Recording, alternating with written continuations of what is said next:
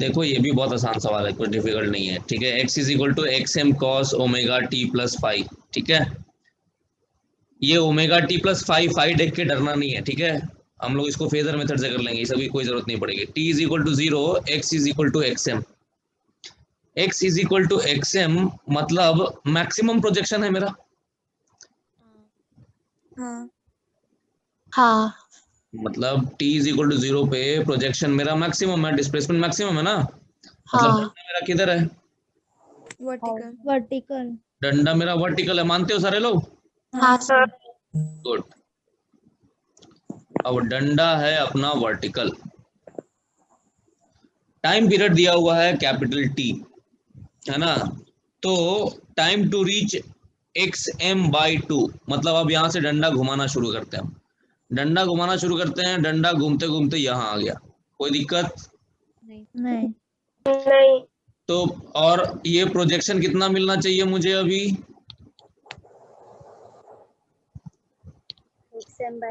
Projection मुझे मिलना चाहिए, ये जो सर्कल है उसका रेडियस है एक्सएम, एम्पलीट्यूड है ना हमारा, एक्सएम इज माय एम्पलीट्यूड, तो सर्कल का रेडियस भी एक्सएम होना चाहिए। अब ये कितना बोला है, ये कितना बोला है बताओ? XM by two. ये एक्सएम बाई टू बोला है, तो ये एंगल कितना हो जाएगा बताओ? 60। 45 कैसे होगा यार? 60 ये होगा ना, हाँ XM cos theta is equal to x M by two. Cos theta का value 1/2, theta is equal to 60 degrees. Radian में देखोगे तो क्या होगा? पाई/3 रेडियन, नहीं? हाँ। अब ये बताओ डंडा कितना घुमा? इतना ही घुमा ना, थीटा ही तो डंडा घुमा है। तो थीटा को मैं क्या लिख सकता हूँ? डंडा कांस्टेंट रेट पे घूमता है, ओमेगा इन ओमेगा रेट पे घूमता है, तो टी टाइम में डंडा कितना घूमेगा? Omega T. हाँ तो पाई/3 is equal to omega T लिख सकता हूँ क्या मैं? ओमेगा का value 2 pi by capital D डालूं? बोलो। हाँ। मिल गया सवाल, आंसर मिल गया। कितना टी का वैल्यू कितना है बोलो? पाई पाई कटा ना इधर से, t/6। सिंपल है, कोई परेशानी इसमें नहीं ना? तो कितना आसान है, 4 होगा आंसर। चलो देखो क्या कर रहा है। Potential energy of an oscillator of mass 5 kg, ठीक है, executing simple harmonic motion in its mean position is 10 joule. Total energy है 20 जूल और एम्पलीट्यूड है 0.02 मीटर। हमको टाइम पीरियड निकालना है। जनरली क्या होता है कि हम लोग पोटेंशियल एनर्जी मीन पोजीशन पे 0 लेते हैं, ठीक है। लेकिन यहाँ पे मीन पोजीशन पे पोटेंशियल एनर्जी कुछ है, 0 नहीं है। लेट अस से वो है U नॉट, ठीक है। ये मैं थ्योरी में दिखा चुका हूं, देख लेना जरा एक बार। यू नॉट की वैल्यू कितनी दे रखी है? 10 जूल। टोटल एनर्जी जो है वो दिया हुआ है 20 जूल, ठीक है, बराबर है। तो मीन पोजीशन पे काइनेटिक एनर्जी कितनी है? मैक्सिमम। मीन पोजीशन पे के मैक्सिमम है, के मैक्सिमम है। तो टोटल एनर्जी जो है मीन पोजीशन पे कितनी हो गई? K maximum +10 plus 10 is equal to कितना? 20। तो के मैक्स कितना हो गया बताओ? 10 के मैक्स हो गया 10। आई बात समझ में? है ना। अब के मैक्स की वैल्यू तुम्हें याद है क्या होती है? Half of m omega square a square is equal to 10। कोई दिक्कत इसमें? नहीं।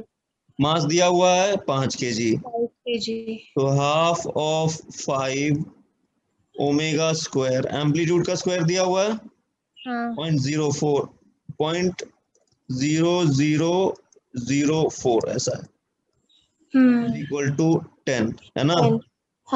तो ओमेगा स्क्वायर की वैल्यू हो जाएगी,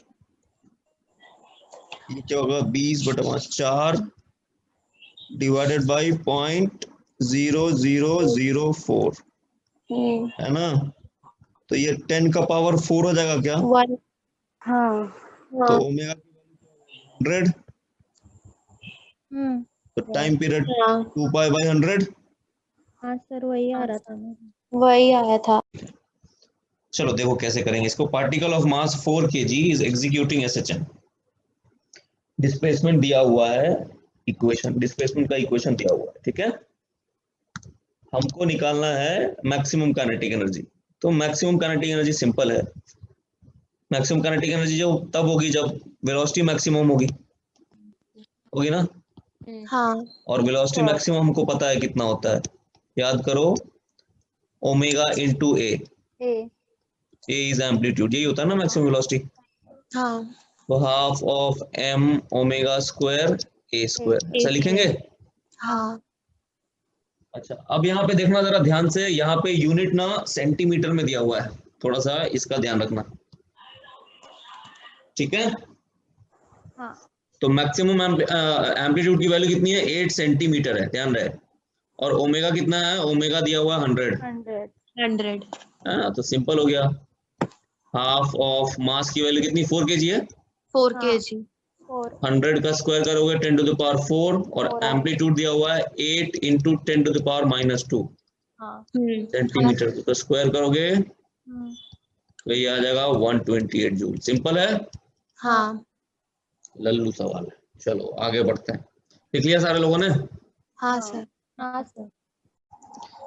चलो देखो कैसे करेंगे इसको। Starting from the origin, actually starting from origin नहीं लिखना चाहिए था इसको, starting from equilibrium position equilibrium position या मीन पोजीशन लिखना चाहिए था, ठीक है।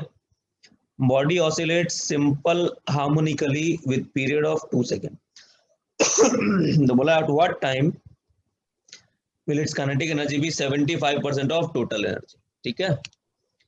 तो कहने का मतलब ये है, काइनेटिक एनर्जी क्या होती है याद है? Half of m v square, हाँ है ना। और ये बोल रहा है 75%, मतलब 3/4 ऑफ टोटल एनर्जी होगा क्या? हाँ और टोटल एनर्जी याद है आप लोगों को? टोटल एनर्जी होता था half of m omega square a square. cos square omega t. अच्छा नहीं, total energy is this is total energy. हाँ टोटल एनर्जी तो कांस्टेंट होता है ना, याद करो फॉर्मूला। हाँ तो हाफ एम दोनों साइड से कट गया, वी स्क्वायर का वैल्यू कितना आ रहा है देख के बताओ तो। V square is equal to, बोलो कितना आ रहा है यहाँ से? 3/4 omega square a square. Omega square a square. कोई दिक्कत इसमें? नहीं। चलो अब वी स्क्वायर क्या होता है? Omega square a square minus x square होता है क्या? होता है। हाँ होता है। चलो तो इसको लिखूं ऐसे, 3/4 ओमेगा स्क्वायर ए स्क्वायर लिखूं। ओमेगा स्क्वायर कट गया, एक्स स्क्वायर की वैल्यू कितनी आ जाएगी देखो तो? a स्क्वायर बाई 4 आ जाएगा क्या? बोलो, उसको उधर लेके आओ ना, ट्रांसपोज करो उसको, ठीक है। तो x की वैल्यू क्या आ रही है? प्लस माइनस a/2 आ रही है। यहां तक कोई परेशानी किसी को? नहीं। अब देखो ये कैसा लल्लू सवाल बन गया। हमको पता है कि पार्टिकल मेरा कहां से शुरू किया है? ओरिजिन इक्विलिब्रियम पोजीशन से, ठीक है। इक्विलिब्रियम पोजीशन मतलब डिस्प्लेसमेंट कितना है? 0। मतलब मेरा प्रोजेक्शन कितना है? फेजर मेथड यूज करते हैं, प्रोजेक्शन कितना है? 0 है। मतलब डंडा मेरा कैसा है? हॉरिजॉन्टल। ऐसा है डंडा। हाँ कोई दिक्कत? नहीं। चलो अब मुझे चाहिए a/2, प्रोजेक्शन मुझे चाहिए a/2, मतलब ये जो चीज चाहिए ये a/2 चाहिए। कोई दिक्कत इसमें? नहीं। तो ये एंगल कितना हो जाएगा बताओ? ये 60 डिग्री हो जाएगा क्या? हाँ यानी कि डंडा मेरा कितना घुमा? 30। डंडा मेरा 30 डिग्री घुमा। कोई दिक्कत इसमें? नहीं। बोलो। नहीं सर। और डंडा कितने रेट से घूमता है? ओमेगा रेट से। तो omega t is equal to 30 degree लिखूं? मतलब पाई बाई 6, by ऐसा 6. ऐसा यूनिट में लिखूं पाई बाई 6। टाइम पीरियड दिया हुआ है मेरा, टाइम पीरियड कितना दिया हुआ है? 2 सेकेंड। 2 सेकेंड। तो ओमेगा की वैल्यू क्या हो जाएगी? 2 पाई बाई टी होती है, याद करो। हाँ 2 pi by 2 into t is equal to pi by 6। ठीक है, टाइम क्या आया बताओ? Pi by 6। 1 by 6 second. Okay. देखो आया ना। हाँ वैसे इसके मल्टीपल आंसर्स हो सकते हैं। मल्टीपल आंसर्स कैसे हो सकते हैं? हमको प्रोजेक्शन a बाई 2 ऐसा भी तो मिल सकता है, देखो तो। प्रोजेक्शन जो है मेरा वो a बाई 2 ऐसा भी तो मिल सकता है। देखो ध्यान से देखना, जब डंडा यहाँ होगा तो भी तो प्रोजेक्शन a बाई 2 मिलेगा। हाँ 60 डिग्री पे मिलेगा ना। यानी कि डंडा ओरिजिनल पोजीशन से कितना घूम गया, देखो तो। डंडा पहले यहाँ पे था, अभी डंडा यहाँ है ना। 150 पे मिलेगा। 140. 150। डंडा कितना घुमा? 160 घुमा क्या? 150. सॉरी 150। तो ओमेगा टी कितना हो गया बताओ? 150 डिग्री। 150 डिग्री माने 5 पाई बाई 6 हुआ क्या? हाँ बोलो। और ओमेगा भी हमने निकाला था पाई।